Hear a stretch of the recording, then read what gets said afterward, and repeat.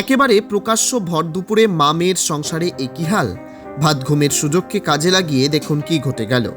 এই ভিডিওটি দেখার আগে এক্ষুনি সাবধান হয়ে যান, নইলে আপনার সাথেও যে কোনো সময় ঘটে যেতে পারে এমন ঘটনা। মেয়ে গিয়েছে অফিসে, বাড়ির দরজায় তালা মেরে, কিন্তু বাড়ি ফিরে এসেই চক্ষু চড়ক গাছ। মামের সংসারে তিল করে জমানো স্বপ্ন দেখুন চোখের নিমিষে কিভাবে হয়ে গেল গায়ে।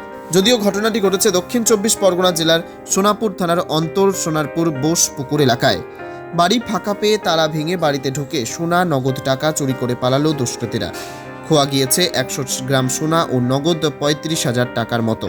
এর মধ্যে রয়েছে 20 থেকে 22 জোড়া কানের দুল, 7টি আংটি, এছাড়াও নোয়া ও অন্যান্য সোনার সামগ্রী চুরিয়ে গিয়েছে।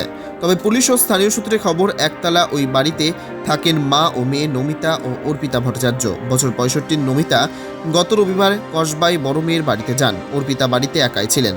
তিনি বেসরকারি সংস্থায় চাকরি করেন। তার কাছ থাকায় বাড়িতে চাবি দিয়ে বেরিয়ে যান তিনি। বিকেলে ফিরে এসে দেখেন সদর দরজা যেমন চাবি দেওয়া ছিল তেমনই রয়েছে, কিন্তু ঘরের তালা ভাঙা। ভেতরে আলমারির চাবিও ভাঙা, সারা ঘর লণ্ডভণ্ড। সোনা, হীরের গয়না সহ বেশ কিছু নগদ টাকা উধাও। রাতে সোনারপুর থানায় অভিযোগ দায়ের করেন অর্পিতা।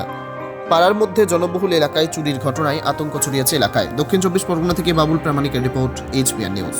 মা থাকি, তো মা সারাদিন একাই থাকে। আমি সকালে আমার কাজের জন্য আমার বাইরে যেতে হয়, তখন আমি সন্ধ্যেবেলা আবার ফিরে আসি। তো বাড়িতে আমি আর মা একাই থাকি।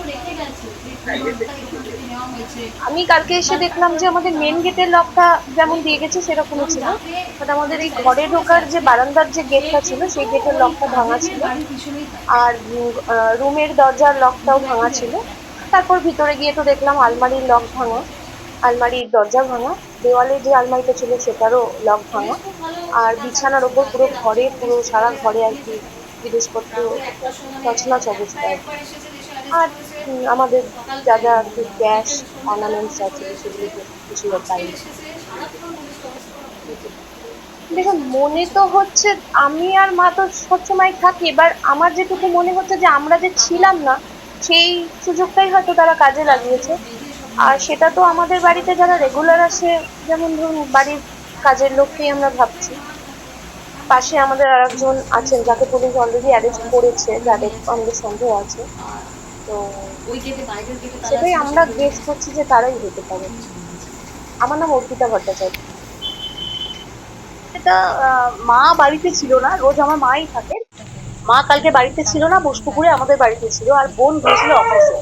এই সময়টাতে ঠিক মানে বেলা 10টা 45-এ বোন বেরিয়ে যায়, বিকেলে 5:30টায় এসে দেখছে এরকম চুরি হয়ে গেছে। এইটুকু টাইমের মধ্যে বোন এসে দেখছে বাইরের বড় গেটে তালা বন্ধ, যেরকম ছিল সেরকম তালা বন্ধই আছে।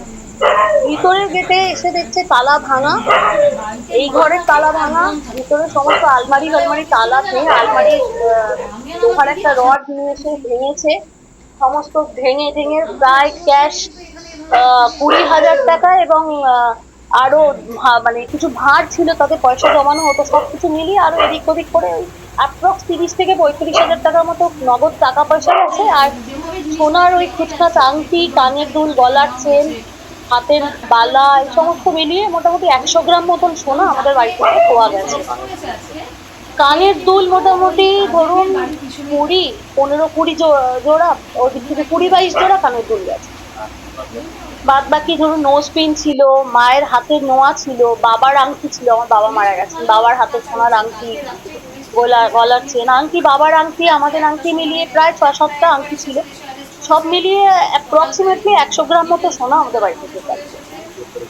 থানায় অভিযোগ করেছি, সোনাপুর থানায় অভিযোগ করেছি, এবং তারা কিছুক্ষণের মধ্যে থানায় এসেছেন এবং থানা ভীষণ ভালোভাবেই আমাদেরকে সাহায্য করেছেন। এবং আমার নাম নবদীপ্তা ভট্টাচার্য।